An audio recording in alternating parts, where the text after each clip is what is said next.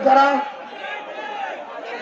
এ পর্যায়ে আমরা আমাদের এমন একজন সহযোদ্ধাকে বক্তব্য দেওয়ার আহ্বান জানাবো, যিনি এই জুলাইয়ের প্রথম দিন থেকে, যেদিন ওই 5 জুন 2018 সালের পরিপত্রটি বাতিল করা হয়, সেই 24 সালের 5 জুন থেকে এই আন্দোলনের শূন্য থেকে শুরু করে গণঅভ্যুত্থান পর্যন্ত প্রত্যেকটি ধাপে ধাপে এই আন্দোলনে গুরুত্বপূর্ণ ভূমিকা রেখেছেন।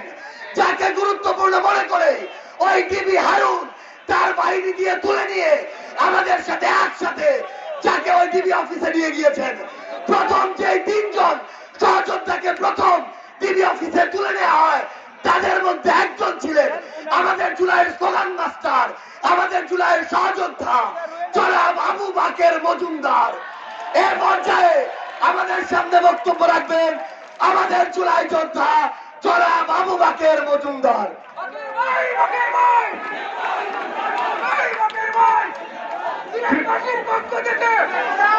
প্রিয় সিলেটবাসী, আসসালামু আলাইকুম। সিলেটবাসী, আমি খুব সংক্ষেপে কথা বলবো। আমি এখনো ছাত্র, নিয়মিত শিক্ষার্থী ঢাকা বিশ্ববিদ্যালয়ে। আমি ছাত্রে ভরপুর যারা ছাত্র হাত তুলে ছাত্ররা কেমন একসাথে একটু স্লোগান ধরবো, অভ্যুত্থানের সাথে আমাদের নাগরিকবৃন্দকে স্লোগান ধরবো। দিয়েছি তো রক্ত, রক্তের বন্যায় বেঁচে যাবে অন্যায়।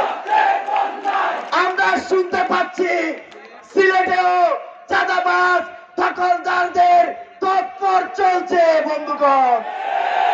গতকাল আরো 3 দিন আগে ঢাকায় আমাদের একজন কেন্দ্রীয় নেতৃবৃন্দের ওপর ছাত্র দলের কিছু সন্ত্রাসী হামলা করেছে। আমরা শুনতে পাচ্ছি সিলেটেও এই সকল সন্ত্রাসী কর্মকাণ্ড চলমান।